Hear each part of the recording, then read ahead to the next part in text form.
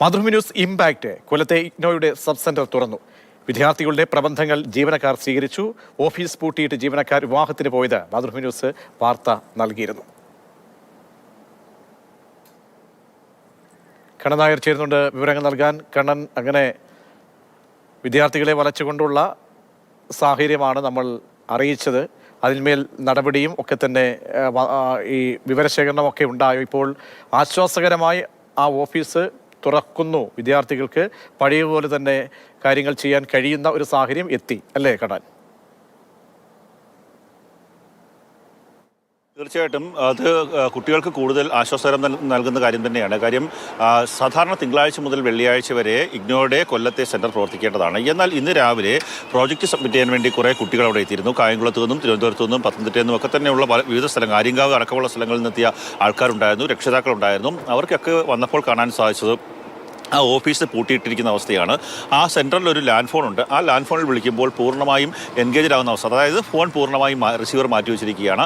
പിന്നീട് തിരുവനന്തപുരത്തെ സെൻറ്ററിൽ വിളിച്ചപ്പോൾ അവിടെയും ഫോണിൽ ലഭിക്കാത്ത അവസ്ഥ.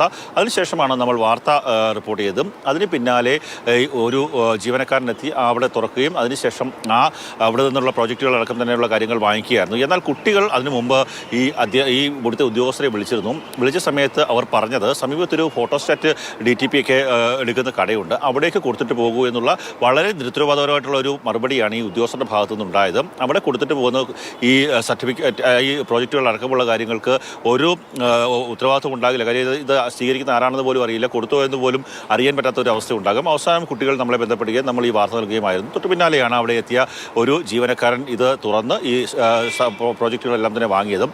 എടുത്തു പറയേണ്ട കാര്യം, അവിടുത്തെ ഒരു ഉദ്യോഗസ്ഥൻ്റെ മകളുടെ വിവാഹമായിരുന്നു എന്നും ആ വിവാഹത്തിൽ പങ്കെടുക്കാൻ വേണ്ടിയാണ് ഈ വിദ്യാർത്ഥികളെ പൂർണ്ണമായും വലിച്ചുകൊണ്ട് ഓഫീസ് പൂട്ടിയിട്ട് അവിടെ നിന്ന് ആ ജീവനക്കാരെല്ലാം തന്നെ പോയത്.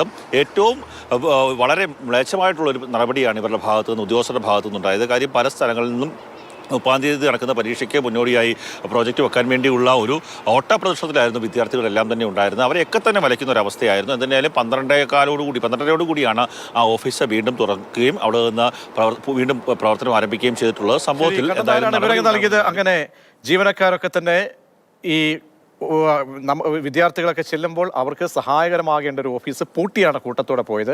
അങ്ങനെ കൊല്ലത്തെ ഇഗ്നോയുടെ സബ് സെന്ററിലെ ആ അവസ്ഥയാണ് മാതൃഭൂമി ന്യൂസ് റിപ്പോർട്ട് ചെയ്തത്. വാർത്തയ്ക്ക് പിന്നാലെ ഇപ്പോൾ സബ് സെന്റർ തുറന്നു, വിദ്യാർത്ഥികൾക്ക് ആശ്വാസമാവുകയും ചെയ്തിരിക്കുകയാണ്.